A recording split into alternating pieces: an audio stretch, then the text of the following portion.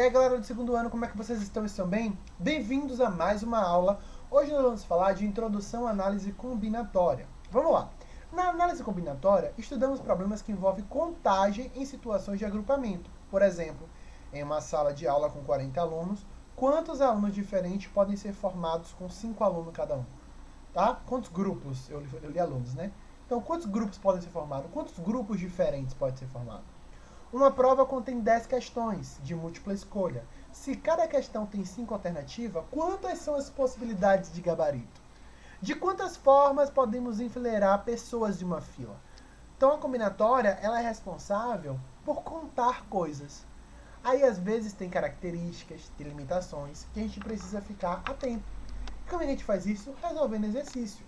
Então, ao mudar a ordem da letra da palavra pato, obtemos uma nova palavra, muitas vezes sem significado. Todas elas são chamadas de anagramas. Quantos anagramas podemos obter com a palavra pato? Então aqui, ó, a gente pode escrever todos e contar um a um. Mas a gente vai aprender técnicas para não precisar escrever todos. Então, anagrama é forma de escrever palavras, mesmo que não faça sentido, com as letras da palavra que deu. Tá? Por exemplo, formou atop. Não significa nada, mas é uma forma de embaralhar as letras. Segunda questão aqui, ó. Ao final de um jogo, né, os 5 jogadores de um time de basquete se organizaram em fila para cumprimentar os adversários. De quantas maneiras diferentes esses 5 jogadores podem, né, ser organizados em fila? Perceba que para fazer uma árvore de possibilidades, né, representando todas as opções, seria muito trabalhoso, né? Porque nós temos aqui um jogador que vai cumprimentar outro, mas ele pode ter outra possibilidade, que pode ter outra possibilidade, que pode ter outra possibilidade, né? Assim, para cada jogador fixado na primeira posição, há 24 possibilidades para os outros jogadores. Como são 5 jogadores que podem ser fixados com o primeiro na fila, então nós temos aí, ó, 24, mais 24, mais 24, mais 24. Temos 120 maneiras de organizar esses jogadores. Não entendi nada, professor. Calma, a gente só está vendo algumas situações. Olha outra aqui, ó.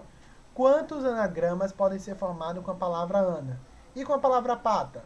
Na palavra Ana, há repetição da letra A. Portanto, os anagramas possíveis são Ana, An e Na. No total, são 3 anagramas. E com a palavra pata, também tem 2 letras repetidas. Aí, escrevendo todas as possibilidades, a gente vê, né, que são 12 possibilidades, que é a metade da quantidade da palavra pato. A gente vai aprender a contar tudo isso, tá? Só estamos vendo algumas situações. Então, em uma sala estão 5 pessoas. Ana, Breno e Carlos, Daniela e Eduardo. Quantas duplas diferentes podem ser formadas com essas 5 pessoas? Aí a gente escreve todas as possibilidades, chamando cada pessoa de letras, tá vendo? A, B, C, D, E. Então pode ser AB, BD, AC, BE, formando as duplas para ver o que é que a gente pode escrever. Então, quinta questão aqui, ó. De quantas maneiras diferentes 6 bandeiras podem ser dispostas 3 a 3 para indicar as 3 primeiras posições? Por exemplo, pode ser Brasil, Espanha e Cuba. Aí nós temos 6 bandeiras diferentes. Pode ter Estados Unidos, Jamaica e Alemanha. Tá? De quantas formas podemos ver? Então, observe. Nesse caso, temos uma entre 6 bandeiras para o primeiro lugar. Então, nós temos aqui 3, né, posições. Então, aqui, ó, nessa primeira aqui, a gente tem quantas possibilidades? Né? 6 possibilidades de ser time campeão, que é o primeiro lugar. No segundo lugar, como já tem alguém no primeiro lugar, então eu não tenho mais 6 possibilidades. Eu vou ter 5 possibilidades. E no terceiro lugar, eu só vou ter 4 possibilidades. Ou seja, eu vou ter, ó, 4 vezes 5, 20, vezes 6, 120. Então, eu tenho 120 maneiras de ter um pódio diferente.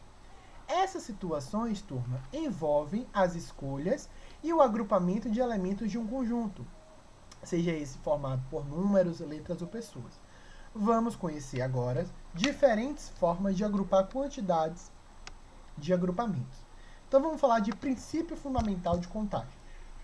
Imagine uma viagem entre a cidade A e C, passando por uma cidade intermediária B. Existem 3 estradas para o deslocamento da cidade A para a cidade B. Então, a gente tem essa primeira possibilidade, essa aqui do meio e essa aqui de baixo. Tá? Então, representado pela letra E. E 2 para ir para a cidade B, né? Da cidade B para a cidade C, que essa aqui de cima é 4 e a é 5. A gente pode representar todas as maneiras de sair da cidade A para chegar pela cidade C. Então, ele pode pegar a estrada E1, depois pegar a estrada E4. Ele pode pegar a estrada E1, depois pegar a estrada E5. Ele pode pegar E2, depois E6, tá vendo? Tem várias possibilidades. Nessa situação, é possível representar os 6 caminhos possíveis para partir da cidade A e ir para a cidade C, passando pela cidade B. Esse mesmo resultado pode ser obtido de outra maneira, sem precisar escrever tudo. O problema é dividir em 2 etapas, e cada escolha de estrada é independente da escolha anterior. Né? Independente. Se eu escolher a primeira aqui no primeiro caminho, eu posso escolher a primeira no segundo caminho. Considerando N um número de possibilidades, temos que, né, para o primeiro caminho, vamos voltar lá, nós temos 3 possibilidades. Temos esse é 1, é 2 e é 3. E para o segundo caminho temos 2 possibilidades. Então a gente vai fazer o quê? Multiplicar. 3 vezes 2 dá 6. Então nós temos aí 6 possibilidades. Esse tipo de resolução a gente conhece como princípio fundamental da contagem, ou PFC. Ou também como princípio multiplicativo, que ele pode ser enunciado definido da seguinte forma. Se um evento A pode ocorrer de maneiras distintas e, para cada uma dessas maneiras, um evento B pode ocorrer de M maneiras distintas, então, o total de maneiras distintas que o evento A e o evento B pode ocorrer é o produto das 2 possibilidades, que a gente fez exatamente ali em cima. Tá bom? O princípio fundamental de contagem pode ser observado em diversas situações. Então, aqui, ó, o cliente de um banco, né, os clientes utilizam uma senha composta de 4 números para fazer compra de baixo valor. E uma senha formada pelos mesmos 4 números e mais 3 letras do nosso alfabeto para outras operações, como saque, compra de alto valor. Se, em qualquer um dos casos, forem feitas 3 tentativas erradas, o cartão será automaticamente bloqueado, impedindo novas transações. Para o cliente desse banco fica a pergunta, né? Será que esse sistema é realmente seguro? A análise combinatória mostra que sim.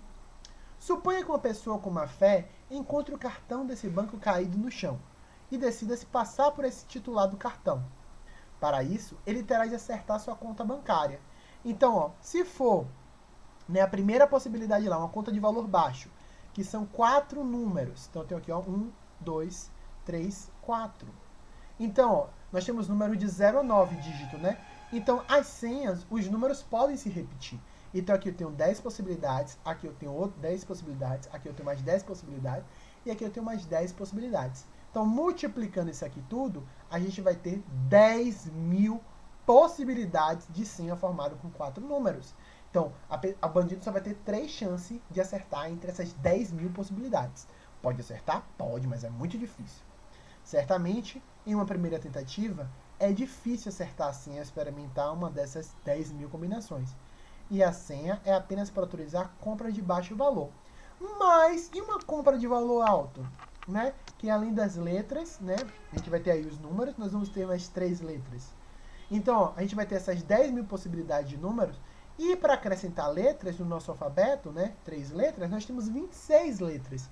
Então, 26 letras para a primeira possibilidade, 26 para a segunda e 26 para a terceira. Totalizando um total de 17.576 possibilidades. Então, como, né, a senha de maior valor é formada por números e letras, eu vou multiplicar 10.000 por 17.576.